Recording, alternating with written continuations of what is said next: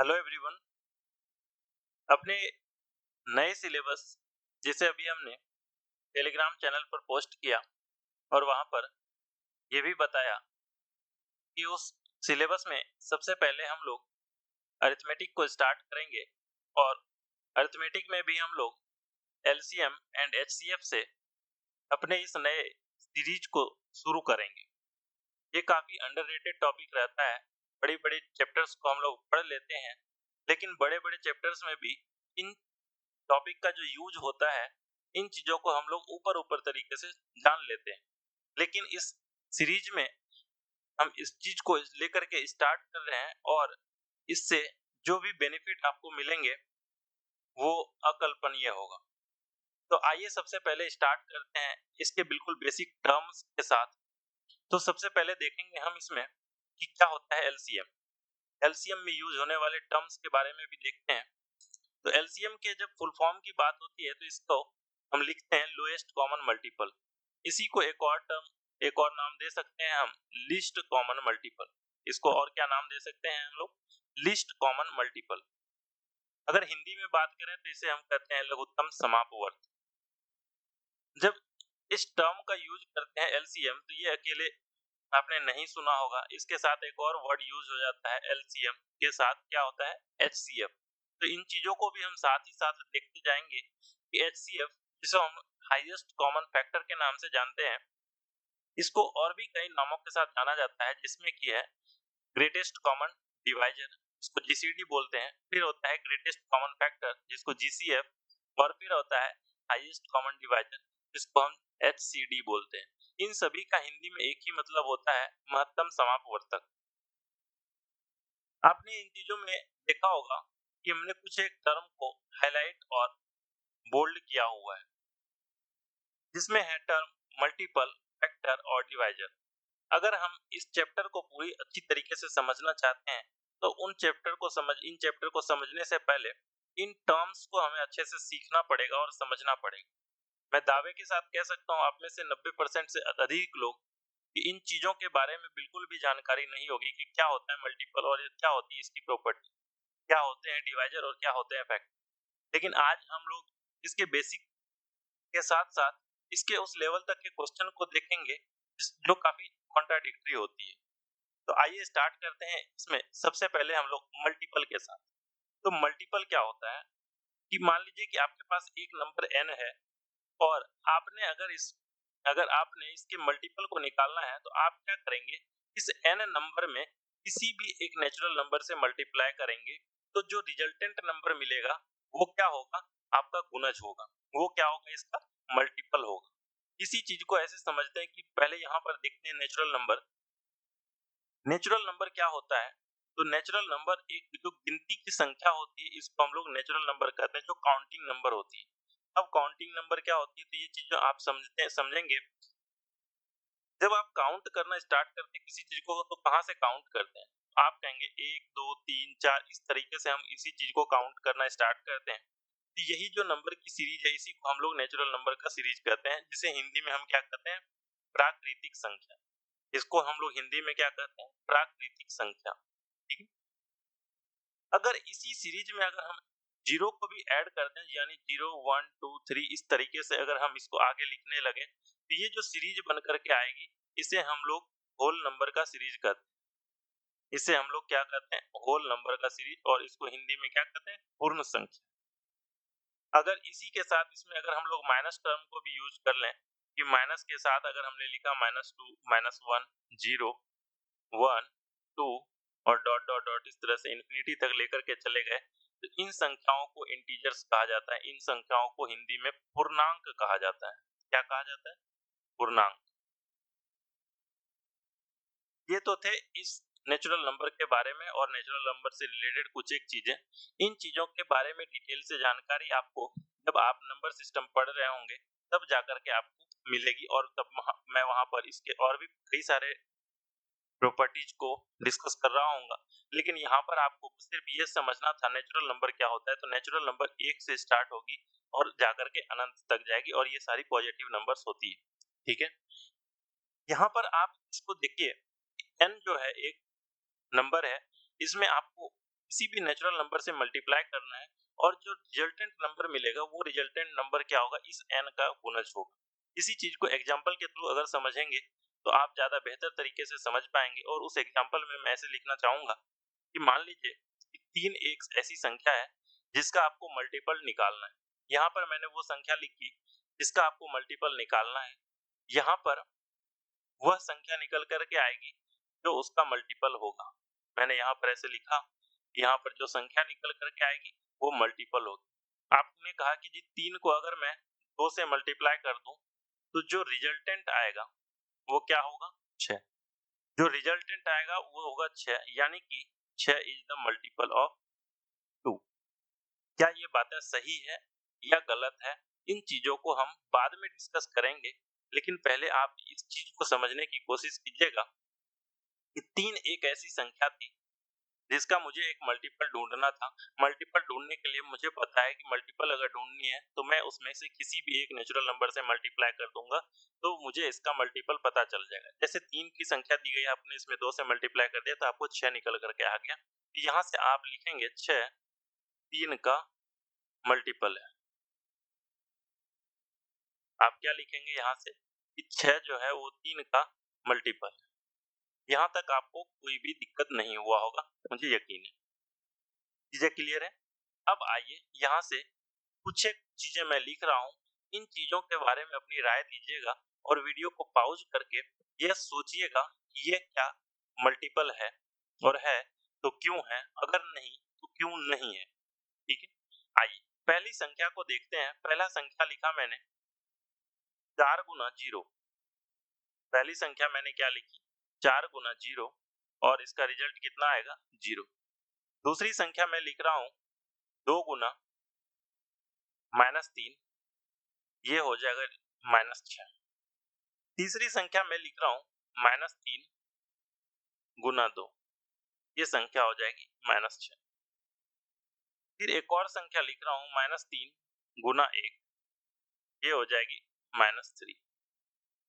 आपके पास ये लिखी हुई 4 संख्याएं हैं। इन 4 संख्याओं को आपको बताना है कि क्या 4 का मल्टीपल 0 है, क्या 2 का मल्टीपल -6 है, क्या 3 का मल्टीपल -6 है, क्या -3 का मल्टीपल -3 है। इन 4 सवालों को आपको बताना है और ये बताना है कि अगर मल्टीपल है तो क्यों है और अगर मल्टीपल नहीं है तो क्यों नहीं। इन चीजों को वीडियो को पॉज करके आपको बनाना है। दोस्तों उम्मीद क्या होगा कि आपने वीडियो को पॉज किया होगा और इन सवालों को आपने सही बनाया होगा। आइए देखते हैं पहले कि 4 से मल्टीप्लाई करना है, 4 का मुझे मल्टीपल ढूंढना था। तो सबसे पहली क्राइटेरिया क्या होती है कि पहली क्राइटेरिया ये थी, इस चीज को आप ऐसा समझो कि ये पहली इसकी प्रॉपर्टी है। पहली प्रॉपर्टी ये कहती है कि आपको इसमें एक काउंटिंग नंबर यानी नेचुरल नंबर से मल्टीप्लाई करना है। मल्टीप्लाई किया किस नंबर से, आपने कहा जी 0 से। आपने सबसे पहले ये देख लिया था कि नेचुरल नंबर में 0 नहीं आता, इसका मतलब यह वाला जो लिखा है ये गलत लिखा है कि 4 का एक फैक्टर 0 है। ये बात सरासर गलत है। क्यों? क्योंकि आपने यहाँ पर 0 से मल्टीप्लाई कर दिया और 0 एक नेचुरल नंबर नहीं, यानी कि 4 का मल्टीपल 0 नहीं है। दूसरी क्राइटेरिया दूसरा इक्वेशन जो लिखा है उसमें भी आपने यही लिखा है कि 2 into -3 is also not a natural number. अगर ये नेचुरल नंबर नहीं है तो ये चीजें भी गलत हो जाएगी। यहाँ तक कोई दिक्कत। अगली चीज को देखिए कि -3 का मल्टीपल ढूंढना है। -3 का जब मल्टीपल ढूंढा तो यहाँ पर मुझे ये 2 दिखा। 2 एक नेचुरल नंबर है और यहाँ पर जब -3 को मैंने 2 से मल्टीप्लाई किया तो ये चीजें आ गई -6, यानी कि ये क्राइटेरिया को फुलफिल कर रही है क्योंकि मैं यहाँ पर आपको सिर्फ और सिर्फ नेचुरल नंबर से मल्टीप्लाई करना, इसलिए ये इस क्राइटेरिया को फुलफिल कर रहा है, इसलिए ये चीजें सही है। पहले क्राइटेरिया को फुलफिल कर रही है इसलिए ये चीजें यहाँ पर सही है। अब देखिए दूसरे नंबर में आ रहा है कि -3 को जब आपने 1 से मल्टीप्लाई किया तो यहाँ पर ये -3 आ रहा है। यहाँ पर भी ये सही है क्योंकि यहाँ पर 1 is also a natural number. आपने एक यहाँ पर बात ध्यान से देखी होगी कि 2 यहाँ पर एक नेचुरल नंबर है और यहाँ पर 1 भी एक नेचुरल नंबर है, इसके लिए ये चीजें सही हो गई।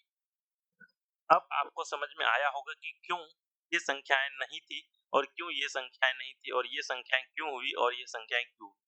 ये तो थी इसकी पहली प्रॉपर्टी और इसके पहले प्रॉपर्टी के बेस पर आपने ये चीजें डिटरमाइन कर ली, ये संख्याएं इसकी मल्टीपल है और ये भी इसकी मल्टीपल, और बाकी दोनों क्यों नहीं है मल्टीपल। ये चीजें क्लियर है। चलिए आइए अब इसके दूसरे प्रॉपर्टी की बात करते हैं, और दूसरी प्रॉपर्टी जो है इसकी वो बड़ी ही सिंपल सी है। उसमें यह लिखा हुआ है कि जो नंबर है जिसकी आप मल्टीपल को निकालना चाह रहे हैं, वह मल्टीपल हमेशा बड़ा होगा उस नंबर से, कि मल्टीपल जो होगा वो हमेशा बड़ा होगा या फिर बराबर होगा उससे जिस चीज का आप मल्टीपल निकाल रहे हैं। एग्जाम्पल के तौर पर मैं यहीं से एक ये वाली उठाता हूं कि 3 into 2 को मैंने 6 लिखा। इसका मतलब यह हुआ दोस्त, 3 का अगर मल्टीपल ढूंढ रहे हो, 3 का मल्टीपल आपने निकाला 6, तो यहाँ पर ये जो 6 मल्टीपल है, तो मैं लिखूंगा कि 6 को बड़ा होना पड़ेगा या फिर बराबर होना पड़ेगा किसके, जिस चीज का आप मल्टीपल निकाल रहे थे। तो आप ध्यान दीजिएगा, यहाँ पर आपने 3 का मल्टीपल निकाल रहे थे। एक और चीज मैं बताना चाहूंगा, कंफ्यूज मत होना कि यहाँ पर आप 0 का मल्टीपल नहीं निकाल रहे थे कि 0 मल्टीप्लाइड बाय 4 कर दिया, ये भी नेचुरल नंबर, ये भी नेचुरल नंबर, इसके बेस पर आप इसको सही नहीं कर रहे हो। मैंने ये पहले बताया था कि इस साइड मैंने लिखी है कि ये नंबर आपको दे रखी है और इस नंबर का आपको मल्टीपल निकालना है। मल्टीपल निकालने के लिए आपने इन संख्याओं से मल्टीप्लाई किया है, इन चीजों का ध्यान रखें। यहाँ पर मैंने क्या कहा कि 3 को अगर 2 से मल्टीप्लाई किया तो 6 आया, तो 6 इज अ मल्टीपल। मल्टीपल किसका? तो 3 का। यहाँ पर आपको ये ध्यान रखना पड़ेगा कि 6 को या तो 3 से बड़ा होना पड़ेगा या तो 6 को 3 के बराबर होना पड़ेगा। अगर वो इस कंडीशन को फुलफिल करेगा तभी वो मल्टीपल होगा। आप इसे मल्टीपल का सेकंड प्रॉपर्टी कहेंगे। और ये वाली प्रॉपर्टी और ये वाली प्रॉपर्टी, इन दोनों प्रॉपर्टी को फुलफिल करना जरूरी है। चीजें क्लियर? आप बताओ कि 6 3 से बड़ा है, इसका मतलब ये इस प्रॉपर्टी को भी फॉलो कर रहा है, सेकंड प्रॉपर्टी को भी फॉलो कर रहा है और फर्स्ट प्रॉपर्टी को तो यहाँ पर फॉलो कर ही रहा था। इस हिसाब से ये चीजें बिल्कुल सही है। यहाँ तक कोई डाउट? अब आइए इन दोनों चीजों को लेकर के आते हैं, क्योंकि इन दोनों को तो हमने पहले ही कैंसिल कर दिया है नेचुरल नंबर के बेस पर। इन दोनों को हमने सही किया था। इन दोनों की एक बार टेस्टिंग कर लेते हैं कि क्या इन दोनों में ये वाली प्रॉपर्टी लग रही है और क्या ये दोनों इस प्रॉपर्टी को फॉलो कर रहे हैं। अगर कर रहे हैं तो ये सही है, अगर नहीं कर रहे हैं तो ये गलत है। आइए टेस्ट करते हैं। सबसे पहले ध्यान दीजिएगा कि मैंने लिखा -3 multiplied by 2 is equal to -6। यहाँ पर ध्यान दीजिए, मैंने कहा है कि ये जो -6 निकल करके आया दोस्त, ये क्या है? इसकी मल्टीपल है। इसका मतलब ये हुआ कि -6 को या तो बड़ा होना पड़ेगा -3 से, या तो -6 को बराबर होना होगा -3 से। यही दो प्रॉपर्टी, सॉरी, यही दो कंडीशन है, या तो ग्रेटर देन या तो इक्वल। आप बताओ कि -6 बराबर है -3 के? आप में से सब कहेंगे नहीं। आप बताओ -6 बड़ा है -3 से? आप कहेंगे नहीं। इसका मतलब ये पहले प्रॉपर्टी को इस प्रॉपर्टी को की काउंटिंग नंबर से मल्टीप्लाई किया होना चाहिए। इस चीज को तो ये फॉलो कर रही है कि यहाँ पर 2 से मल्टीप्लाई किया, बट ये इस चीज को फॉलो बिल्कुल नहीं कर रही है कि ये जो मल्टीपल निकल करके आया, यह मल्टीपल नंबर से बड़ा है। इसका मतलब ये प्रॉपर्टी को जब ये फॉलो नहीं करेगा तो ये चीजें गलत हो जाएगी और यहाँ पर ये बड़ा सा क्रॉस लग जाएगा कि ये वाली बातें भी गलत हो गई। क्यों गलत हुई? इन चीजों को अब समझ में आया। इन चीजों की समझ होनी चाहिए आपको कि क्यों गलत हुआ। अब आइए अगले सवाल की तरफ। अगला सवाल को टेस्ट करते हैं, चेक करते हैं। -3 को मल्टीप्लाई करना है 1 से और इसका जो रिजल्ट आएगा वो आएगा -3। यहाँ पर देखिए पहले प्रॉपर्टी को फॉलो कर रहे हैं क्योंकि 1 के साथ मल्टीप्लाई कर किया है हमने, नेचुरल नंबर है। दूसरी प्रॉपर्टी की जब बात करेंगे तो -3 बड़ा होना चाहिए किससे? -3 से, या फिर -3 बराबर होना चाहिए -3 के। तो ये देखिए सेकंड वाली प्रॉपर्टी को भी ये फॉलो कर रही है, सेकंड वाली प्रॉपर्टी को भी फॉलो कर रही है। या तो ये सही होना चाहिए या तो ये सही होना चाहिए। इन दोनों में से कोई एक भी सही तो सही। आप बताओ कि -3 और -3 ये तो बराबर है। इसका मतलब ये वाली प्रॉपर्टी बिल्कुल सही है, ये दोनों चीज को फॉलो कर रही है। इसका मतलब यह हुआ कि -3 का एक फैक्टर है, सॉरी एक मल्टीपल है कौन? -3। इस पूरे स्लाइड में मैंने मल्टीपल के बारे में सारी चीजें बताने की कोशिश की। मल्टीपल के ऐसे दो ही प्रॉपर्टीज हैं। इन दो प्रॉपर्टीज में क्या है आपको ध्यान रखना है कि पहला प्रॉपर्टी में किसी भी नंबर का अगर आपको मल्टीपल ढूंढना है तो उस मल्टीपल को ढूंढने के लिए आपको उसमें एक नेचुरल नंबर से मल्टीप्लाई करना है। और जो रिजल्टेंट मिलेगा वो रिजल्टेंट ही आपका क्या होगा, मल्टीपल होगा। अब दूसरी प्रॉपर्टी ये कहती है कि जो रिजल्टेंट निकल करके आएगा, जो मल्टीपल ढूंढ रहे हो आप, मल्टीपल हमेशा उस नंबर से बड़ा होगा या उस नंबर के बराबर होगा जिस नंबर का आप मल्टीपल ढूंढ रहे थे। तो ये दोनों प्रॉपर्टी फॉलो करनी चाहिए। यहाँ से आपने एक और चीज सीखी, क्या सीखी, अगर आपने इस चीज पर और ज्यादा प्रैक्टिस की तो आप यहाँ से पहला चीज ये सीखे कि एक नंबर को जब एक काउंटिंग नंबर नेचुरल नंबर से मल्टीप्लाई करेंगे तो उसका रिजल्टेंट नंबर जो मिलेगा वही हमारा उसका मल्टीपल होगा। ये पहली चीज सीखी। दूसरी चीजें जो आपने सीखी कि मल्टीपल जो होगा वो हमेशा बड़ा होगा या फिर बराबर होगा उस नंबर के जिस नंबर का हमें मल्टीपल निकालना है। तीसरी चीजें जो सीखी, इस चीज पर अभी गौर नहीं किया होगा आपने, लेकिन गौर करना कि जब जीरो किसी के साथ मल्टीप्लाई करते हैं, यानी कि जीरो जब रिजल्टेंट आया, जब यहाँ पर 4 को जीरो से मल्टीप्लाई किया, किसी भी चीज को जीरो से मल्टीप्लाई करोगे तो आपका रिजल्टेंट क्या आएगा, जीरो आएगा। तो जीरो किसी चीज का मल्टीपल नहीं होगा। ये चीजें ध्यान रखिए। ये तीसरी चीजें आपने सीखी। चौथी चीजें, एक और चीज पर गौर करोगे आप, -3 multiplied by 1 is equal to -3। यहाँ पर -3 multiplied by 2 is equal to -6। 1 2 3 4 किसी भी चीज को माइनस में -3 को किसी भी चीज के साथ आप मल्टीप्लाई कर दो, 4 5 6 7 8 किसी भी चीज से मल्टीप्लाई कर दोगे तो वह संख्या -3 से छोटी ही होगी। इसका मतलब एक और चीज ध्यान रखना दोस्त कि निगेटिव नंबर, अगर मुझे किसी भी निगेटिव नंबर का मल्टीपल ढूंढना हो तो निगेटिव नंबर का मल्टीपल सिर्फ और सिर्फ वह संख्या ही होती है। ये चीजें ध्यान रखना कि निगेटिव नंबर के अगर मल्टीपल ढूंढने की बारी आएगी तो आंख बंद करके, जैसे आपसे पूछा -5 का मल्टीपल बताओ, तो -5 का मल्टीपल -5 के अलावा और कोई भी पॉसिबल नहीं है। यहाँ तक चीजें क्लियर। आप यहाँ पर बिल्कुल भी नहीं कह सकते कि -5 का मल्टीपल 5 है। क्यों नहीं कह सकते? क्योंकि आपको पता है कि -5 में मुझे किस चीज से मल्टीप्लाई करना है, जो कि ये एक मल्टीपल बनेगा, तो आपको पता होना चाहिए कि आपको इसमें हमेशा एक नेचुरल नंबर से मल्टीप्लाई करना पड़ेगा। जबकि -5 को अगर आप 5 बनाना चाहेंगे तो आपको इसमें -1 से मल्टीप्लाई करना पड़ेगा, and -1 is not a natural number, इसलिए ये संख्या इसकी मल्टीपल नहीं होगी। तो इस पूरे स्लाइड से आपने ये 4 बातें सीखी। इस 4 बातों को अपने नोट्स में जरूर लिखना, ये चीजें आगे बहुत काम आएंगी। अब आइए इसके दूसरे टर्म की तरफ बढ़ते हैं, और दूसरा टर्म जो है वो है फैक्टर, और इसके बाद डिवाइजन। ठीक है, तो सबसे पहले अब सीखते हैं फैक्टर को। फैक्टर क्या होते हैं? फैक्टर को सीखने के लिए हमें इस चीज की जरूरत पड़ेगी, और ये जो चीज है इस चीज को मैं पहले प्रॉपर्टी के नाम देता हूं कि किसी भी नंबर को, एक नंबर n है, n को अगर आपने f से डिवाइड किया और रिजल्ट अगर आपको जीरो मिला, सॉरी रिजल्ट की जगह पर मैं इसको यहाँ पर रिमाइंडर का नाम दूंगा, कि अगर आपको रिमाइंडर जीरो मिलता है, अगर आपको यहाँ पर इसका रिमाइंडर क्या मिला, जीरो मिला, तो आप यह कहेंगे कि f जो है उस n वाली संख्या जो थी उसका एक फैक्टर है। अगर रिमाइंडर जीरो दिख रहा है, अगर n में एक संख्या f से भाग दिया और रिजल्ट अगर रिमाइंडर अगर जीरो मिल रहा है, तो आपको यह पता होना चाहिए कि f जो है वो n का फैक्टर है। एग्जाम्पल के तौर पर मैंने लिखा 10 is divided by 2 और रिमाइंडर लिखना है। ध्यान दीजिएगा, आप में से कुछ एक लोग यहाँ पर भी आकर के गलती करेंगे, और वो गलती यहाँ पर यह होगी कि जब आपको इसमें 2 से भाग देने के लिए बोला गया, तो आप इसमें क्या कर रहे होंगे, यहाँ पर 5 लिख रहे होंगे, जबकि आपको मैंने कहा कि आपको यहाँ पर रिमाइंडर लिखना है। अगर आपको यहाँ पर रिमाइंडर लिखना है तो आपको ध्यान रहना चाहिए, यहाँ पर ये 5 नहीं होकर के 0 होगा।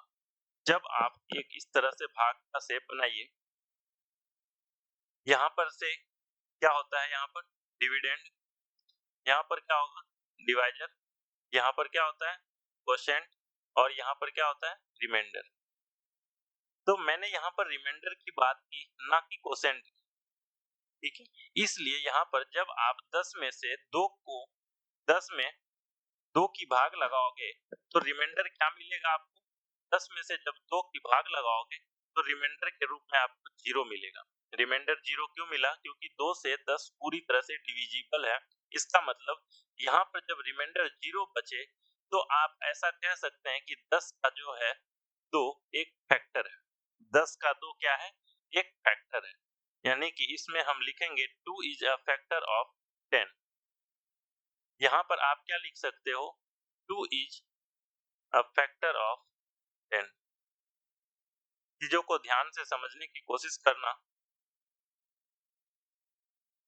लिखेंगे हम 2 इज अ फैक्टर ऑफ 10, तो 10 का एक गुणनखंड है।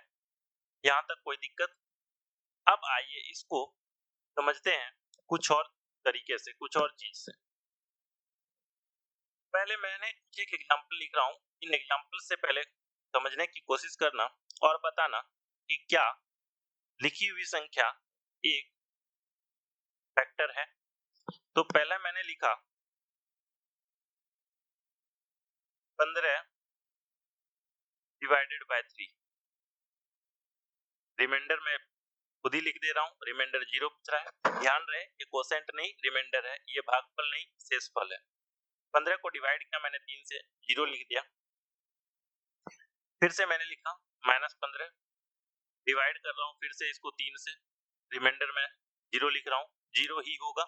एक बार मैं फिर से आपको यहाँ पर ध्यान दिला दूं कि -15 को जब आप 3 से डिवाइड करोगे तो इसका कोसेंट -5 हो जाएगा, यानी कि ये जिस तरह से ऐसे लिखते हो ना कि 5 बार में डिविजिबल, यानी कि ये पूरी तरह से डिविजिबल है। अगर पूरी तरह से कोई भी चीज डिवाइड हो रही है तो उसका रिमाइंडर कितना बचता है, 0। इसलिए मैंने यहाँ पर 0 लिखा। आपको इस तरह से भी समझ में आना चाहिए कि जब 3 से 15 पूरी तरह से डिवाइड हो रही है तो इसका मतलब रिमाइंडर कितना बचेगा, 0 बचेगा। इसलिए मैंने यहाँ पर डायरेक्ट 0 लिख दिया। इन चीजों को आपको समझना पड़ेगा। आइए फिर -15 को जब मैंने 3 से डिवाइड किया तो 0 बचा। एक और एग्जांपल लिखा मैंने, -15 को मैंने फिर से डिवाइड किया, इस बार 15 से डिवाइड किया। इस बार फिर से रिमाइंडर कितना बचेगा, 0 बचेगा।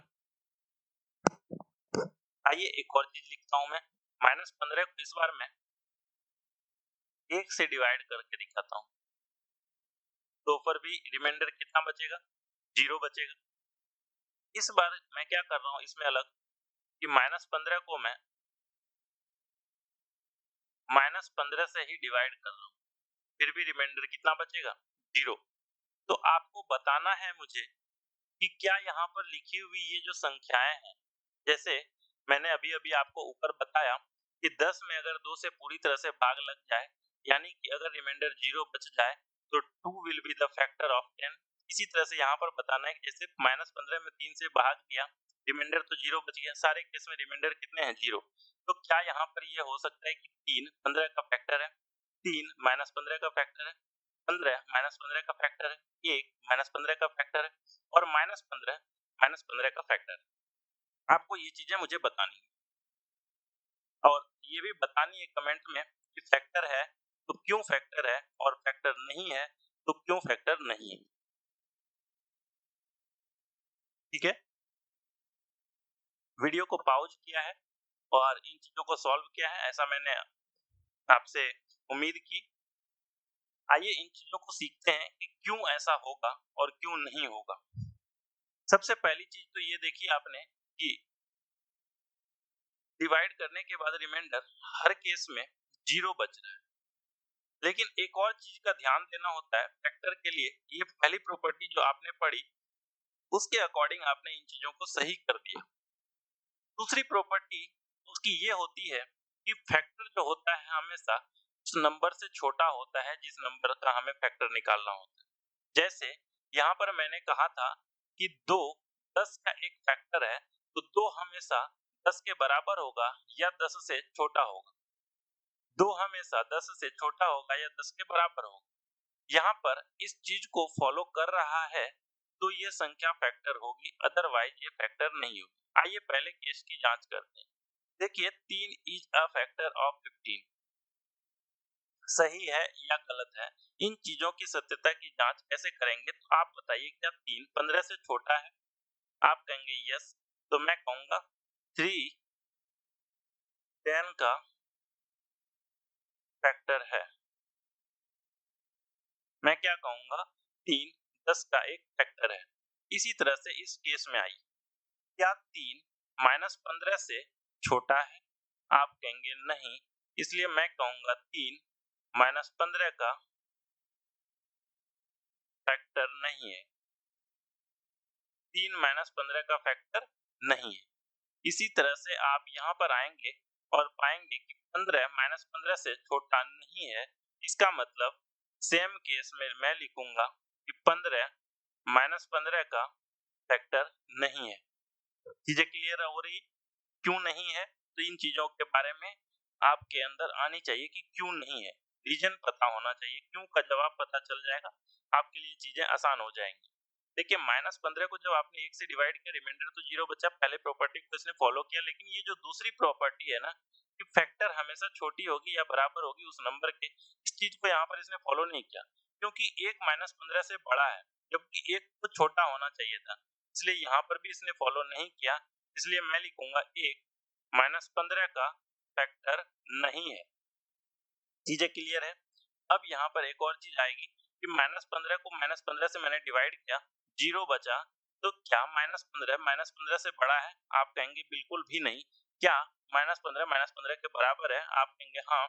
पहली प्रॉपर्टी ये फॉलो की थी कि रिमाइंडर 0, दूसरी प्रॉपर्टी को भी फॉलो किया कि फैक्टर जो होगा उस नंबर के बराबर होगा या उस नंबर से क्या होगा, छोटा होगा। इसलिए मैं यहाँ पर लिखूंगा माइनस 15 का एक फैक्टर है। चीजें क्लियर हो गई कि क्यों है और क्यों नहीं है? इन चीजों का जवाब मिलना जरूरी है। आइए यहाँ से एक चीज सीखेंगे हम लोग। क्या सीखेंगे? इन चीजों पर आप बड़ी गौर करने वाली बात है। जो मिथ था, इस मिथ को आज आपको तोड़ना है। क्या है मिथ? पहले नंबर की बात करते हैं कि पहला नंबर जो आपने सीखा कि निगेटिव नंबर का, आप इस चीज को अपने नोटबुक में जरूर लिखिएगा। जैसे मैंने पिछले पेज में बताया, पिछले स्लाइड में बताया कि उस 4 पॉइंट को जरूर नोट कीजिएगा। उसी तरह से फैक्टर से रिलेटेड भी एक चीज नोट कीजिएगा कि निगेटिव नंबर्स का ऐसे लिखते हैं कि केवल एक ही फैक्टर संभव है। केवल एक ही फैक्टर संभव है।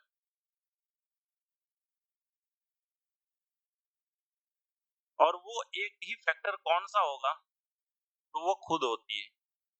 इस चीज को आपने यहाँ पर देखा कि माइनस 15 को जब आपने 1 से डिवाइड किया तो रिमाइंडर 0 बचा, बट एक छोटा नहीं है। एक छोटा नहीं है माइनस 15 से, इसीलिए ये इसका फैक्टर नहीं होगा। तो आपको दूसरा मिथ जो आपके मन में था, यही है सबसे बड़ी मिथ। और अब तक ये सेशन जब तक आपने नहीं देखा था तब तक आपके मन में भी ये मिथ था कि हर एक संख्या का फैक्टर होता है। ये मिथ थी। इस चीज को आपको चेंज करना है। आपको यहाँ पर पता है कि एक प्रत्येक संख्या का फैक्टर नहीं होता है। कैसे नहीं होता है? तो आपको इस पॉइंट को फिर से देखना है कि माइनस 15 में जब आपने 1 से भाग लगाया तो रिमाइंडर तो 0 बचा, बट फिर भी हमने यहाँ पर लिखा 1 माइनस 15 का फैक्टर नहीं है। अगर माइनस 15 का फैक्टर 1 नहीं है, इसका मतलब ये हुआ कि 1 हर किसी संख्या का फैक्टर नहीं हो सकता। तो आप यहाँ पर एक चीज ऐड करेंगे कि 1 हर एक संख्या का फैक्टर नहीं होता। लोग कहते हैं होता है, आपको पता है कि क्यों नहीं होता है। चीजें क्लियर है? तो आइए इसके बाद बाकी चीजों पर डिस्कस करते हैं तेजी से कि अगला टर्म जो है वो है डिवाइजर। डिवाइजर क्या होता है? डिवाइजर मतलब होता है किसी चीज से भाग देने वाला। अब डिवाइजर क्या होता है? आप इस चीज को ऐसे समझने की कोशिश कीजिए कि अगर आपने किसी भी संख्या में 5 से भाग दी, मैंने कहा कि 5 से आपने 14 में भाग दी, तो आप बता दो कि शेषफल क्या होगा। आपने कहा 5 दूनी 10, यानी कि यहाँ पर 4 बचे। मैंने कहा जी 5 से अगर 13 में अगर आपने भाग दी होती तो क्या होता? आपने कहा जी 5 दूनी 10 होता, और यहाँ पर सॉरी 10 होता, और यहाँ पर रिमाइंडर में 3 बचे। इसी तरह से अगर आपने 12 में 11 में भाग दी होती, तो इस तरह से रिमाइंडर 4 3 2 1 इस तरह से बचते। और मैं कहता फाइनली कि 5 से 10 में भाग देकर के एक बार बताना, 5 दूनी 10 बताते, और आप कहते कि रिमाइंडर भैया 0 बचता। रिमाइंडर 0 बचता। इस तरह से अगर 5 से भाग दोगे तो रिमाइंडर में या तो 4 या तो 3 या तो 2 या तो 1 या तो 0, यही चीजें बचेगी। इसी चीज को मैंने यहाँ पर इस तरह से नोट किया कि एक नंबर है n, जिसको आपने d से भाग दिया, तो d से भाग देने के बाद जो रिमाइंडर बच सकता है वो हो सकता है 0 1 2, या वो संख्या होगी जो डी से छोटी होगी, डी के बराबर कभी नहीं हो सकती। 5 से भाग देने के बाद 5 रिमाइंडर आ सकता है क्या? आप में से सभी लोग कहेंगे नहीं। अभी आप नहीं कह रहे हैं, लेकिन यकीन मानिए कि अभी से 4 से 5 क्लास आगे जब आपके पास वर्ड प्रॉब्लम आएंगे और उसमें जब मैं एक सवाल पूछूंगा तब वहां पर आप गलती करेंगे। इस चीज को आप अभी से याद रखिएगा कि आप गलती करेंगे। मैंने इंटीमेट पहले किया बट फिर भी गलती करेंगे आप, ठीक है। अब यहाँ पर एक चीज समझिएगा कि 5 से जब आप भाग दे रहे हैं तो रिमाइंडर 5 से छोटा ही होगा हमेशा। तो इसी चीज को मैंने यहाँ पर लिखा है कि अगर n एक संख्या है उसको आप d से भाग दे रहे हैं, अगर n एक संख्या है जिसको आप d से भाग देंगे तो रिमाइंडर क्या होगा? 1 2 3 4 5 6 कुछ भी हो सकता है, लेकिन जो भी होता है वो d से छोटा होगा। अगर d से किसी भी संख्या को भाग देंगे ना तो वो d से छोटा होगा, उसका रिमाइंडर इतना तो पता है। ये चीजें क्लियर है।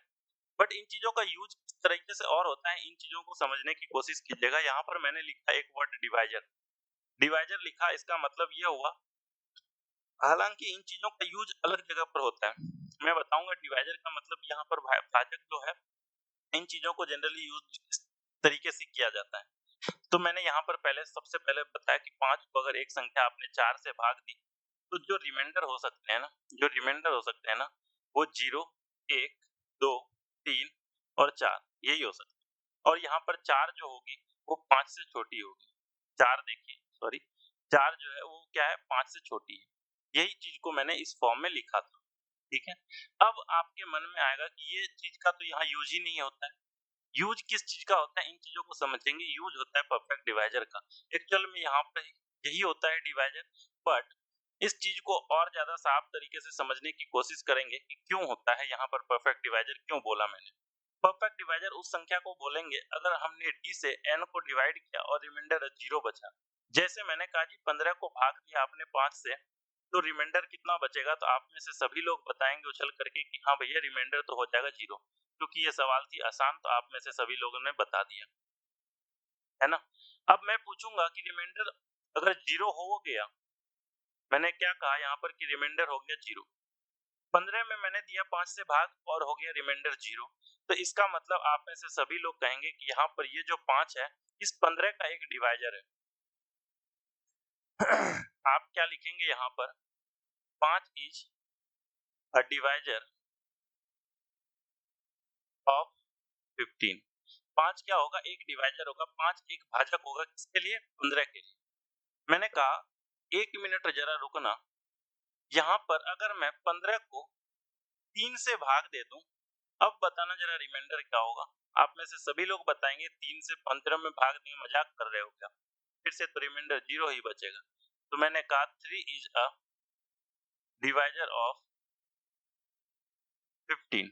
ये बातें भी बिल्कुल सही है। जैसे ये बातें सही है कि 5 इज डिवाइजर ऑफ 15, इसी तरह से ये बात भी सही है कि 3 इज डिवाइजर ऑफ 15। चीजें क्लियर है। तो अब आपसे जो सवाल है, मेरा सवाल सिर्फ इतना है कि आप ये बता दो कि यहाँ पर आपने 15 में 3 से भाग दिया, रिमाइंडर लाया 0। यहाँ पर जब 15 में 3 से डिवाइड किया और रिमाइंडर लाया 0, और आपने यहाँ पर कहा कि 3 15 का एक फैक्टर है, यहाँ पर 3 15 का एक फैक्टर है, 3 15 का एक फैक्टर है, और यहाँ पर कहा कि भाई 3 डिवाइजर है 15 का। यहाँ पर आप बता दो कि ये जो डिवाइजर है और ये जो फैक्टर है, इन दोनों में फिर डिफरेंस क्या रहा। आपसे ये सवाल है कि आपको ये बताना है कि डिवाइजर और फैक्टर में डिफरेंस क्या है। क्या बताना है आपको कि डिवाइजर और फैक्टर में डिफरेंस क्या है। उम्मीद करता हूं कि आप में से सभी लोगों के समझ में पूरी तरह से जब आ गई थी तो आप ये चीजों को बता पाएंगे कि क्या है डिफरेंस। डिफरेंस है क्या है, इन चीजों को जरा देखिए कि जब हम फैक्टर की बात कर रहे थे, फैक्टर के लिए ये क्राइटेरिया तो थी, साथ ही साथ ये वाली क्राइटेरिया थी जो फैक्टर को अलग बनाती थी, किससे, डिवाइजर से। अब आपको डिवाइजर और परफेक्ट डिवाइजर में ज्यादा सोचने की जरूरत नहीं। परफेक्ट डिवाइजर वो जब रिमाइंडर 0 बच जाए, डिवाइजर में रिमाइंडर कुछ भी बच सकता था। डिवाइजर में जो डिवाइड करने वाला था वो कुछ भी हो सकता था, ठीक है। यहाँ पर जो परफेक्ट डिवाइजर है उसमें डिवाइजर से अगर डिवाइड करेंगे तो रिमाइंडर कितना हो जाएगा, 0। यहाँ पर अगर नॉर्मली अगर किसी डिवाइजर से हम डिवाइड करेंगे इस नंबर को, तो ये नंबर अगर मैं मान लीजिए कि नंबर 5 है, अगर मैंने 5 को 15 से डिवाइड किया, अगर 15 से डिवाइड किया तो इस केस में मेरा 15 डिवाइजर है और 5 मेरा डिविडेंड है। यहाँ पर ऐसा जरूरी नहीं कि रिमाइंडर, हमारा रिमाइंडर जरूरी नहीं कि यहाँ पर 0 ही बचे। तो इस केस में भी हमारा ये क्या है, डिवाइजर ही है। इन चीजों को आपको समझना था। इसके लिए कोई रिस्ट्रिक्शन नहीं थी। यहाँ पर आपको पता है कि डी का मान कुछ भी हो सकता है, नंबर से बड़ा भी हो सकता है, नंबर से छोटा भी हो सकता है। लेकिन फैक्टर में ये चीजें फिक्स है भैया, कि फैक्टर में जो होगी नंबर, वो फैक्टर से हमेशा बड़ा होगा, छोटा होने के चांस नहीं है ना। फैक्टर हमेशा छोटा होगा नंबर से और नंबर हमेशा बड़ा होगा किसे, फैक्टर से। इन चीजों को समझना था। तो फैक्टर और डिवाइजर के बीच में जो सबसे बड़ा डिफरेंस है, वो डिफरेंस क्या है, फैक्टर की प्रॉपर्टी नंबर 2। फैक्टर की अगर सेकंड प्रॉपर्टी की बात करें तो सेकंड प्रॉपर्टी यही कहती है ना कि नंबर जो भी होगा वो या तो बड़ा होगा या तो बराबर होगा किससे, फैक्टर से। तो इसी चीज को यहाँ पर आप ऐसे समझेंगे कि हर एक फैक्टर, प्रत्येक फैक्टर, प्रत्येक factor is a divisor, but vice versa is not true. क्यों ट्रू नहीं है, इन चीजों को भी अब एक तरीके से समझने की आप कोशिश कीजिएगा। इन तरीकों को अगर आप इस तरह से तोड़ तोड़ करके सीखने की कोशिश कीजिएगा तो यकीन मानिए कि आपको कोई भी तकलीफ नहीं होगी इस चीजों को सीखने में। बेसिक से आप सीख रहे हैं। आपके लिए मैंने यहाँ पर एक कोई भी चीज मान ला कि जो कि फैक्टर नहीं है, जैसे -15 को डिवाइड किया आपने 3 से, मैंने कहा जी -15 को आपने डिवाइड किया था 3 से, रिमाइंडर आ गया था 0। अगर रिमाइंडर 0 आ गया, इसका मतलब सीधे सीधे क्या लिखोगे आप, 3 इज डिवाइजर ऑफ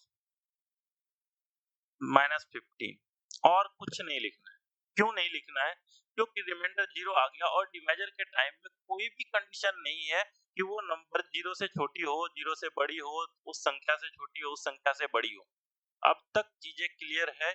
अदर और अगर है तो कमेंट कीजिए कि क्लियर अप टू यहाँ। चीजें सही है? अब आइए आगे बढ़ते हैं आज के मेन टॉपिक, जो जिस चीज का इंतजार था आपको कि एलसीएम क्या होता है, कैसे निकालेंगे एलसीएम। तो सबसे पहले तो ये देखेंगे एलसीएम जो होती है वो होती क्या है। तो आप में से सभी ने अभी तक जो देखा उसके अकॉर्डिंग की मैं बात कर रहा हूँ। आइए पहले एग्जांपल के साथ स्टार्ट करते हैं कि एलसीएम जो होता है वो क्या होता है। पहले तो आपने मल्टीपल पढ़ा, अब बात करते हैं कॉमन की। आप बताओ कॉमन कितनी चीजों में आप कर सकते हो, मिनिमम कितनी चीजें होंगी जिसमें आप कॉमन ले सकते हो। एक आदमी की कोई भी चीज हो उसमें आप कॉमन कर सकते हो क्या, कोई एक ही सेट ऑफ डेटा दिया हुआ हो उसमें आप कॉमन कर सकते हो, आपका जवाब होगा नहीं। कॉमन करने के लिए मिनिमम तो हमें 2 चीजें चाहिए। तो इसी तरह से हमने 2 चीजें ली। आपको ऐसे डायरेक्टली मैं लिख दे रहा हूँ एलसीएम ऑफ, आपको जो बताना है वो क्या बताना है, आपको मैंने लिखा 12 और 16। एलसीएम निकालना है आपको 12 और 16। तो आपको जो पहले काम है वो काम क्या होगा कि 12 का आपको मल्टीपल लिखना पड़ेगा, उसी तरह से आपको 16 का मल्टीपल लिखना पड़ेगा। क्योंकि काम इसमें मल्टीपल का है तो आपको लिखना होगा मल्टीपल। ध्यान रहेगा कि मैंने एक लिखा मल्टीपल -12, फिर 0, फिर 12, फिर 24, फिर लिखा मैंने 36, फिर लिखा 48, 60 और 72। इस तरीके से मैं लिखते हुए आगे बढ़ रहा था।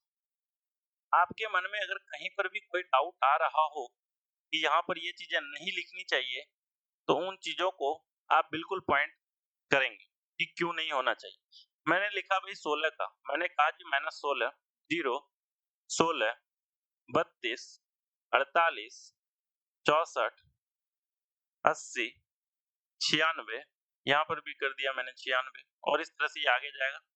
और 16 गुना 7 112, इस तरह से ये आगे जा रहा था। एलसीएम लिख रहा था मैं, एलसीएम लिखते समय ये इस तरह से आगे बढ़ते जा रहा था।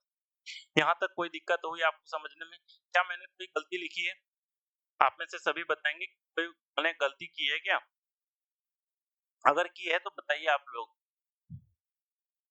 जी, हमने यहाँ पर एक छोटी सी गलती की। एक्चुअली ये छोटी सी गलती नहीं थी, ये बहुत बड़ी गलती थी। इसे आप लोगों ने सही पकड़ा है, ये गलती है। यहाँ पर ये दोनों टर्म को लिख देना। इन दोनों टर्म को हम यहाँ लिख नहीं सकते। क्यों नहीं लिख सकते? क्योंकि मल्टीपल कैसे भैया, छोटा कैसे लिख सकते हो आप? 12 से छोटा हो ही नहीं सकता, उसका मल्टीपल 16 से छोटा हो ही नहीं सकता, 16 का मल्टीपल। ये चीजें यहीं से कैंसिल हो गई। ये चीजें यहाँ से जब कैंसिल हो गई तो आपने पहला काम कर दिया कि भाई 12 का मल्टीपल लिख लिया, 16 का मल्टीपल लिख लिया। पहला काम था आपका मल्टीपल ढूंढना, आपने मल्टीपल ढूंढ लिया। उसके बाद आप यहाँ से बैक की तरफ से आप आएंगे आगे की तरफ, आप इसके बाद कॉमन ढूंढिएगा। कॉमन ढूंढने के लिए जैसे ही आप आइएगा तो आप पाइएगा कि यहाँ पर 48 है और यहाँ पर 48 है, यानी इन दोनों में ये 48 कॉमन है, यहाँ पर ये 84 नहीं 96 कॉमन है। यहाँ पर क्या कॉमन है? 96। यहाँ पर 96 कॉमन, यहाँ पर 48 कॉमन, तो मैंने यहाँ पर ऐसे अलग करके लिख दिया कि कॉमन क्या है, कॉमन 48 और 96। अब इसके बाद तीसरे नंबर पर आइए और बात करते हैं। तीसरा नंबर जो है वो है लोएस्ट। अब बताइए सबसे छोटी कॉमन संख्या इनमें से क्या दिखी? आप कहेंगे 48 छोटा, 96 छोटा। मैंने कहा भाई पागल हो, 48 छोटा। तो इसका जो एलसीएम निकल कर के आएगा, एलसीएम ऑफ 12 और 16 वो संख्या क्या होगी? आप में से सब बताना। आप कहोगे आंसर हो जाएगा हमारा इस तरह से 48। चीजें समझ में आई? चलो इसी चीज को डेफिनेशन में मैंने किस तरह से लिखा है, इस चीज को देखना कि LCM is the smallest positive number. आप बताओ नेगेटिव नंबर का एलसीएम क्यों नहीं लिखा मैंने, पॉजिटिव ही क्यों लिखा? तो आइए इस चीज को भी पहले समझने की कोशिश करते हैं कि क्यों नहीं लिखा। अब आइए एलसीएम निकालते हैं हम। एक बड़ी प्यारा सा नंबर है -2 और -3। इस चीज का हमको आपको एलसीएम निकाल करके बताना है भैया। तो आपसे मैंने पूछा सबसे पहला काम, आपने कहा जी मल्टीपल लिखना, लिख दीजिए। -2 का मल्टीपल लिखेंगे और -3 का मल्टीपल लिखेंगे। आपको पता होना चाहिए कि आप जो भी मल्टीपल लिखेंगे वो -2 से बड़ा होगा। तो आप लिखना स्टार्ट कीजिए। -2 को लिखेंगे आप, आपको पहले स्लाइड की चीजें याद होनी चाहिए कि मल्टीपल लिखने की क्राइटेरिया क्या थी। आपने लिखा जी -2 गुना 1 -2। आप फिर 0 लिख सकते हैं क्या? आप फिर 2 लिख सकते हैं क्या? 4 लिख सकते हैं क्या? 8 लिख सकते हैं क्या? इस तरह से आगे लिख सकते हैं क्या? और लिख सकते हैं तो क्यों लिख सकते हैं, नहीं लिख सकते हैं तो क्यों नहीं लिख सकते हैं? आपके मन में ये सवाल आना चाहिए। सेम तरीके से -3 0 3 6 9 इस तरह से आगे बढ़ना है। और अब आपको यहाँ पर कॉमन टर्म ढूंढने हैं। अरे कॉमन टर्म कुछ नहीं मिल रहा है, सॉरी यहाँ पर 6 तो मिस कर दिया मैंने, 6 मिस कर दिया था ऊपर, अभी लिख दिया मैंने, ये लो। अब यहाँ पर आपने देखा कि अरे यार 6 तो मैच कर गया, 0 भी मैच कर गया, इसका मतलब कुछ तो हो सकता है। लेकिन जरा सा मैं आपको ध्यान दिलाऊं, आपको एक बात की याद करा दूं कि आप बताना कि भैया -2 की आपने लिख दी है -2 0, आपने यहाँ पर 0 से मल्टीप्लाई किया था उसको, 0 से मल्टीप्लाई किया इसीलिए ये 0 होगी। आप बताओ क्या 0 से मल्टीप्लाई कर सकते हैं? आप कहोगे नहीं, क्यों करेंगे? क्योंकि वो नेचुरल नंबर होनी चाहिए, नेचुरल नंबर तो है नहीं। -2 को आपने 2 बनाने के लिए किस चीज से मल्टीप्लाई किया था? आप कहोगे -1 से। मैंने कहा कि भैया क्यों? -1 से तो कर ही नहीं सकते, नहीं कर सकते, इसका मतलब ये तो इससे आगे जा ही नहीं सकता, इससे आगे जा ही नहीं सकता, इससे आगे नहीं जा सकता। इसका मतलब -2 का जो मल्टीपल होगा वो सिर्फ और सिर्फ -2 होगा। एक बार मैं फिर से आपको बता दिया मैंने डिटेल से कि क्यों होगा -2, और इस चीज को मैंने अलग से पॉइंट में लिखवा भी दिया 4 पॉइंट में कि माइनस में जो संख्या है उसका मल्टीपल सिर्फ और सिर्फ वही संख्या होगी, माइनस में जो संख्या होगी उसका फैक्टर भी सिर्फ और सिर्फ वही संख्या होगी। इन दोनों चीजों को काट बांध करके रख लेनी। अब इसी देखिए यहाँ पर -3 का भी अगर मल्टीपल ढूंढ लोगे तो भैया -3 ही दिखेगा। अब -3 का मल्टीपल -3, -2 का मल्टीपल -3 -2, इन दोनों में कॉमन क्या दिखा? आपको कुछ भी नहीं। तो मैंने कहा जब कुछ भी नहीं है तो कैसे आप डिटरमाइन कर पाओगे कि इसका एलसीएम क्या है? तो आपका आंसर क्या होगा? कैन नॉट बी डिटरमाइन, इस चीज को नहीं निकाल सकते। अब समझ में आया कि एलसीएम का ये डेफिनेशन जो है स्मॉलेस्ट पॉजिटिव नंबर मैंने क्यों लिखा? चीजें क्लियर है? आइए अब एलसीएम के डेफिनेशन को आपने खुद ने बनाया, किस तरह से बनाया, इन चीजों को आपने समझ लिए कि एलसीएम उस छोटी से छोटी धनात्मक पूर्णांक संख्या को कहते हैं जो दिए गए सभी संख्याओं से पूर्णतः विभाजित हो। अब यहाँ पर 12 और 16 इन सब से पूरी तरह से विभाजित थी ये सारी संख्या। अगर पूरी तरह से विभाजित होती नहीं तो ये मल्टीपल नहीं होती। चीजें क्लियर? ये सारी चीजें पूरी तरह से डिवाइड है। अब इनमें से जो सबसे छोटी संख्या थी जो दोनों में डिविजिबल थी, आपने देखा जी कॉमन थी और सबसे छोटी थी वो संख्या थी 48, और इस तरह से 48 ही इस क्वेश्चन का सही उत्तर हो जाएगा। राइट। आइए अब इसके दूसरे टर्म को समझते हैं। दूसरा टर्म जो है HCF। HCF को और भी कई नामों से जाना जाता है, आपने पहले देख लिया है कौन कौन सी नाम थी। Greatest common divisor, greatest common factor और हाईएस्ट कॉमन डिवाइजर। इन चीजों से आपने समझने की कोशिश की। आइए यहाँ पर सवाल के साथ स्टार्ट करते हैं। सवाल यह है कि आपको HCF बताना है। दो नंबर दिया हुआ है 12 और 16। 12 और 16 इन दो नंबर का आपको HCF निकालना है कि HCF इसका क्या होगा। HCF बोले तो इसमें सबसे पहला काम आपको ये करना पड़ेगा कि इसके लिए आपको क्या ढूंढनी पड़ेगी, फैक्टर। आपने देखा जी फैक्टर, फैक्टर किस चीज की निकालनी है आपको, आपने कहा जी 12 और 16 की। सेम बात है यहाँ पर भी हो जाएगी। कॉमन आप कितने संख्याओं में निकाल सकते हो मिनिमम, तो आपको पता है कि एक में कॉमन निकाल नहीं सकते। कोई भी एक ही डेटा दिया रहा है उसमें कैसे कॉमन निकालोगे। जब दो डेटा दी रखी होगी तब उसमें से हम ढूंढ सकते हैं कि हाँ इसमें जो सेट ऑफ नंबर है और दूसरे में जो सेट ऑफ नंबर है उनमें से कॉमन क्या होगी। तो यहाँ से आपने ढूंढा कि 12 का जो फैक्टर होगा और 16 का जो फैक्टर होगा, इनमें से हमें पहला प्रायोरिटी है कि इसका पहले हम फैक्टर निकालेंगे। फिर दूसरा स्टेप होगा कि इसमें हम कॉमन फैक्टर देखेंगे और तीसरा स्टेप होगा कि उसमें से हाईएस्ट जो होगा उन संख्याओं को हम देखेंगे। तो पहले बताइए कि 12 का फैक्टर क्या क्या होगा। 1, 2, 3, 4, 6 और 12, यही संख्याएं होंगी। 12 का फैक्टर कहने का मतलब एक 12 को डिवाइड करे और रिमाइंडर 0 बचे और एक 12 से छोटा भी। ठीक है, इसी तरह से 1, 2, 4, 8 और 16, ये वो संख्याएं हैं जो इनके फैक्टर्स हैं। अब हमारा टारगेट है कि इसमें से कॉमन भी ढूंढना है कि कॉमन कौन कौन सी संख्या है। तो आप बड़ी गौर से देखना कि कॉमन यहाँ पर 1 भी है, सही है, 2 भी कॉमन है दोनों में, यहाँ पर 4 भी कॉमन है दोनों में, और इसके अलावा कोई भी ऐसी संख्या नहीं है जो कॉमन है। तो हमें क्या लिखना पड़ेगा, कॉमन नंबर्स कौन कौन सी होगी, 1, 2 और 4, ये संख्याएं कॉमन है। लेकिन HCF क्या होता है, आप सबों को पता है कि इन सब में से जो भी कॉमन फैक्टर है उनमें से हाईएस्ट टर्म होनी चाहिए। तो हाईएस्ट टर्म कौन सी है, आप कहेंगे जी 4 है। हाईएस्ट टर्म जब 4 होगी तो हमारा उत्तर कितना हो जाएगा, 4। तो इस क्वेश्चन का सही उत्तर क्या हो जाएगा, 4। आइए एक और सवाल करते हैं जिससे आपका दिमाग थोड़ा सा और खुले। आपको HCF निकालना है, बड़ी सिंपल सा क्वेश्चन है। HCF निकालना है, माइनस में 12 है और माइनस में 9 है, माइनस में 12 है और माइनस में 9 है। -12 और -9 का आपको HCF निकालना है।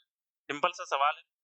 आपको पहला काम क्या होगा कि आप पहले फैक्टर ढूंढोगे। किन किन चीजों के फैक्टर ढूंढोगे, आप होगा -12 की, फिर ढूंढोगे आप -9 की। जब आप इन दोनों के फैक्टर ढूंढोगे तो आपने अच्छे से पढ़ रखा है कि मल्टीपल हो चाहे फैक्टर हो, निगेटिव नंबर की अगर हम बात करेंगे, निगेटिव नंबर के अगर हम मल्टीपल और फैक्टर की बात करेंगे तो उसके सिर्फ और सिर्फ एक ही वैल्यू पॉसिबल है, और वो वैल्यू कौन सी होती है, इन चीजों के बारे में भी आपको अच्छे से पता है कि वो वैल्यू वो स्वयं होती है, वो खुद होती है। चीजें क्लियर।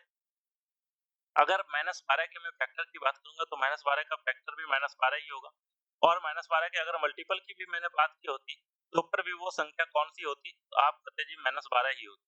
इसी तरह से -9 के अगर फैक्टर की बात करूंगा तो -9 का फैक्टर सिर्फ और सिर्फ -9 हो। अब जिस तरह से आपने एलसीएम निकालते टाइम देखा था कि कोई भी चीजें इसमें कॉमन नहीं है, तो no common term is found. कोई भी चीजें क्या कॉमन दिख रही है आपको इसमें, तो आपने देखा कि नो कॉमन टर्म। इन दोनों में जब कोई कॉमन टर्म है ही नहीं तो इसमें से हम कॉमन निकाल नहीं पाएंगे, और जब कॉमन ही नहीं निकाल पाएंगे तो उनमें से हम कैसे देख पाएंगे कि कौन सा मैक्सिमम है। इसलिए इस चीज का भी आंसर क्या हो जाएगा, इस चीज का भी आंसर मैं नहीं निकाल पाऊंगा, कैन नॉट बी डिटरमाइंड हो जाएगा। यहाँ तक कोई दिक्कत। आइए एक और सवाल आपसे मैं पूछ लेता हूँ, एक और सवाल मैं पूछ लेता हूँ। ये सवाल होगा आपका, HCF आपको निकालना है। दो सिंपल से टर्म है, टर्म वो कौन सा है, 13 और 14। इसके जब आप HCF निकालेंगे तो सबसे पहले आप क्या ढूंढेंगे, फैक्टर ढूंढेंगे। आप कहेंगे किन चीजों का फैक्टर ढूंढेंगे, तो मैंने कहा जी 13 के और 14 के। 13 का फैक्टर क्या होगा, 13 एक प्राइम नंबर है। प्राइम नंबर क्या होता है, जिनके सिर्फ और सिर्फ दो ही फैक्टर पॉसिबल होते हैं, एक तो वह स्वयं होगी और दूसरी जो संख्या होगी वो एक होगी। तो इस तरह से प्राइम नंबर के दो फैक्टर हमने लिखे। फिर 14 के अगर फैक्टर लिखने की बात होगी तो 14 का 1, 2, 7 और 14 ये संख्या हो। अब आपको इनमें से कॉमन ढूंढनी है पहले कि कॉमन कौन कौन सी संख्या है। तो आपको पता है कि एक कॉमन है, बाकी और कोई भी संख्या कॉमन नहीं। जब इकलौती संख्या एक ही कॉमन होगी तो हमारा उत्तर कितना हो जाएगा, हमारा उत्तर क्या हो जाएगा कि 1, क्योंकि संख्या जब एक ही कॉमन है तो जो कॉमन रहेगी वही आंसर हो जाएगा। तो यहाँ से आपने एक और चीज देखा एक और चीज आपने यहाँ पर पढ़ा, जो अभी तक की मिथ आप लेकर के चल रहे थे कि हर एक संख्या जो 1 से डिवाइड तो होगी ही होगी। 1 से डिवाइड होना बात अलग है, एक हर किसी का फैक्टर होना ये बात बिल्कुल अलग है। ये बातें पूरी तरह से अलग है। तो एक सब चीज को डिवाइड तो करता है, लेकिन आप ये बिल्कुल नहीं कह सकते कि एक हर एक चीज का फैक्टर है। अगर एक हर एक चीज का फैक्टर है, तो इस चीज का आंसर कभी कैन नॉट बी डिटरमाइंड नहीं होता। अगर कैन नॉट बी डिटरमाइंड है, इसका मतलब यह है कि एक हर एक संख्या का फैक्टर नहीं है। हर एक संख्या का फैक्टर नहीं होता है। ये बातें यहाँ तक आपको समझ में आ गई होगी। तो इसी चीज के बेस पर एक इसका जो डेफिनेशन तैयार होता है, डेफिनेशन ऐसे लिखा जाता है कि वह बड़ी से बड़ी संख्या जो दी गई सभी संख्याओं को पूर्णतः विभाजित कर दे। तो इसमें से आप पहले देखिए कि 4 ही एक सबसे बड़ी संख्या थी, जो 12 और 16 को डिवाइड कर रही थी। इसी तरह से यहाँ पर आपने देखा कि कोई भी ऐसी संख्या थी ही नहीं जो इन दोनों संख्याओं को डिवाइड कर पाए, इसलिए इस चीज का answer can not be determine. और यहाँ पर एक ऐसी संख्या थी जो सब चीज को डिफाइन कर सब चीज को डिवाइड कर पा रही थी, है ना। तो यहाँ पर एक चीज ध्यान रखिएगा, ये एक लाइन जो आपने सीखा ये बड़ी ही इंपॉर्टेंट लाइन थी। इस चीज को उम्मीद करता हूँ कि आपको मैं समझाने में सफल रहा हूँ। ठीक है, आपको ये चीजें पूरी तरह से समझ में आई होगी, इस चीज की उम्मीद करते हुए अगले सेशन में मैं जल्दी ही मिलूंगा इसके कुछ प्रॉपर्टीज को लेकर के, और अभी तक जो चीजें आपने पढ़ी इन चीजों पर बेस्ड कुछ एक क्वेश्चन को लेकर कुछ एक पहले प्रॉपर्टी देखेंगे, उसके बाद साथ एलसीएम और एचसीएफ पर कुछ एक बेसिक जो चीजें होती है पहले ये सीखेंगे, एलसीएम निकालते कैसे हैं, एलसीएम निकालने के तरीके क्या हैं, एचसीएफ निकालने के तरीके क्या हैं, और फिर इसी के नंबर पर कुछ एक प्रैक्टिस करेंगे, और साथ ही साथ हम एलसीएम और एचसीएफ की कुछ एक प्रॉपर्टीज को भी देखेंगे। तब तक के लिए आप इन चीजों को अच्छे से पढ़िए, रिवाइज कीजिए, और मिलते हैं जल्दी ही नेक्स्ट सेशन में। तब तक के लिए थैंक यू, बाय बाय।